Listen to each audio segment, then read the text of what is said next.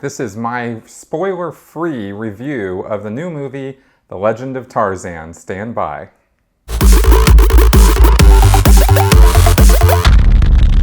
Alright, I just got back from seeing the new movie, The Legend of Tarzan.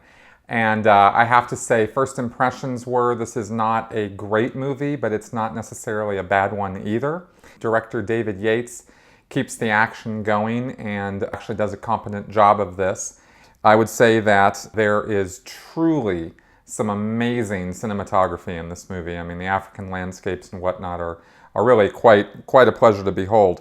Now, without getting into any total spoilers on this, if you've seen any of the trailers or anything, what this movie does is it takes two totally fictional characters, which is Tarzan and Jane, and puts them into a historically correct and true context of when Belgium controlled the Congo in Africa in the late 1800s. This is a period when there were massive atrocities being committed against the black population of the Congo by the Belgians who were there profiting from the gathering up rubber and ivory, and there was slave trade going on there, and they had the Belgian military down there keeping tabs on things and getting control of things in the worst possible way. A horrible example of colonialism at its worst. The movie has this historical context, but it's also a Tarzan movie. Okay.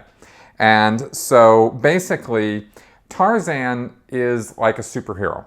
And if you go back and you look at Edgar Rice Burroughs, who wrote the original Tarzan stories, that is how he wrote Tarzan. So he was actually set up as something of the ideal man for 1912, which is when the books were written. Alexander Skarsgaard, who plays John Clayton, which is Tarzan's actual name, does a fine job. I mean, he's actually probably the perfect choice for it. His abs are certainly the perfect choice for Tarzan's physique. Tarzan was supposed to be that way. So they definitely did find the right guy for, the role, and I'll say he did a good job of it, especially in the English setting as well as in the African setting. He plays civilized John Clayton, Lord Greystoke, as well as Tarzan once he gets down into Africa, and the second and third act of the movie really start getting going. However, even for a superhero and a superhero movie, which is this isn't really a superhero movie, but Tarzan is certainly a very larger-than-life character, they take it too far with this, especially when it just gets unrealistically ridiculous in the third act, in the whole climax and everything. This is not spoiler material. If you've seen any of the previews, then you see that he's calling the species of bison and tigers or lions rather, and of course the gorillas and whatnot. These animals would not ever be working together like this to take out the bad guys. The writers and the director and whatnot, the setup of the story tries to show you, and does show you, some of the atrocities that were going on back then, but they actually tone it down quite a bit from how bad it really was. And the movie itself, in putting Tarzan and Jane into this historical context, what you have is really a historical revisionism going on in this movie.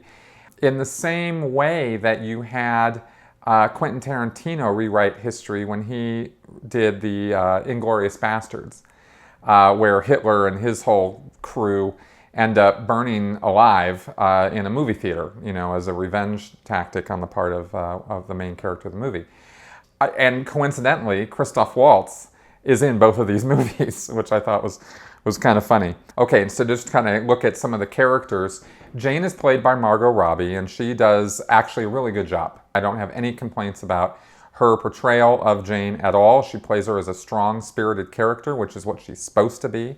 That is an accurate essence of what Edgar Rice Burroughs wrote in the novels. Originally, Jane starts out as sort of the damsel in distress in the books and grows eventually into an educated, strong-willed, determined character who is perfectly capable of defending herself and surviving in the jungles of Africa. So kudos to her. She did just fine.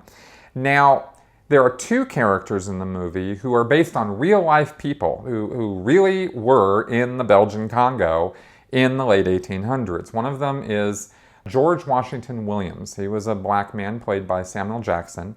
He was an amazing guy. If you actually Google him, look him up and see what he was about, he was a learned man. He was a lawyer. He was a statesman. He was in the legislature in the United States, and then he did go to England. He did go to Africa, and he did some pretty heroic stuff, especially for a black man in the late 1800s.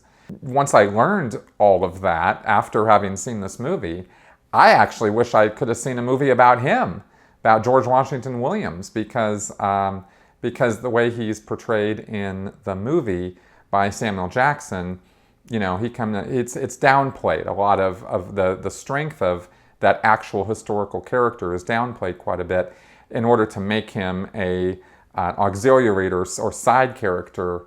Not total sidekick, but in some scenes he comes off that way to the Tarzan character. Now you also have another true life person, Captain Leon Rom, and that's played by Christoph Waltz.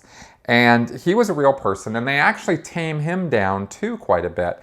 But not from, the great person that he was, but from the monster that he was. Leon Rom was actually sent down to the Congo by King Leopold of Belgium, and he went down there and he was in charge of this port city, and then he was in charge of the military forces down there. Joseph Conrad wrote the book Heart of Darkness, and he went down to Africa and saw this guy, Leon Rom, and other people, and there's been conjecture that the Kurtz character in Heart of Darkness is based on Captain Leon Rom.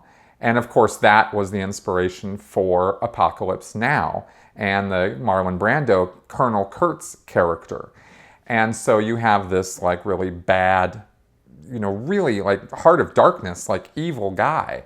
And that is who Leon Rom was in real life. He was a monster, and he was down there pacifying the black population down there in order for Belgium to get their ivory and their diamonds and their slaves and whatnot.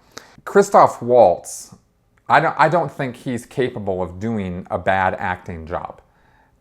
Period. I've never seen him do anything half-assed or badly.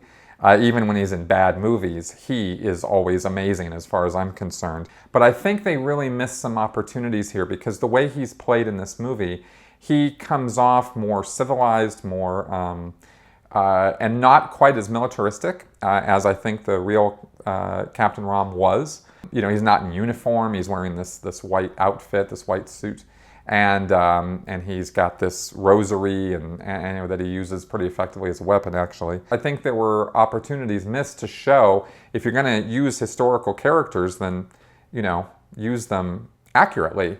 And there was no reason why he had to be tamed down for this movie. He could have been shown to be the horrible guy that he really was. Okay, now I've seen some reviews of this where they sort of, get down on the colonialism of the times. I don't necessarily get into the extreme liberal view of hating on, white people now because of what our forefathers did in the past, because I don't think there's a whole lot we can do about what our forefathers did. It's history, it happened, and we have to live with that. But I do think there's a little bit of a point that some of these critics have with this particular movie. Because it does kind of come across like the white people are coming in and saving all the black people. And it's in poor taste, considering the fact that George Washington Williams, a black man, was actually the one to go down there and actually write directly to, in direct communication with King Leopold of Belgium, and actually get change happening to some degree. And it wasn't Tarzan who did that. Okay, now bringing it back to just a Tarzan movie, taking away some of the seriousness of the history and all of that. If we just look at this as a Tarzan movie, it's definitely a good Tarzan movie. You have this 1912 character that's been updated many times over the last century, and I think they did a competent job of updating that character and putting it into a context that works for that character in this movie, right? And they certainly pay homage to earlier Tarzan movies, because again, I looked some of this stuff up just because I got curious about it. You know, in this business of Tarzan swinging around on vines and you know, call and all this, that's straight out of the movies. That was never Edgar Rice Burroughs. He was never writing about that stuff. And there's no reality to any of that. No African gorillas or Tarzan are swinging around on any vines, on any trees out there, because there aren't any vines hanging from these trees that people can swing around on like that, okay? So I thought that was kind of silly, but I have to admit, it's fun to watch. If you're in the mood for an action romp, a Tarzan movie, well shot, well directed, and it's an adventure movie, and if you're in the mood for something like that, then I would recommend this movie, right? It stays faithful to the spirit of the Burroughs books for that reason. I'm giving this an above average rating on my little scale of ratings. So I hope that you enjoy it if you've seen it. I'd love to hear your feedback and comments on what I've had to say about it. If you have anything, if you've seen the movie or agree or disagree, go ahead and leave your comments below. Thank you very much for watching and have a good time.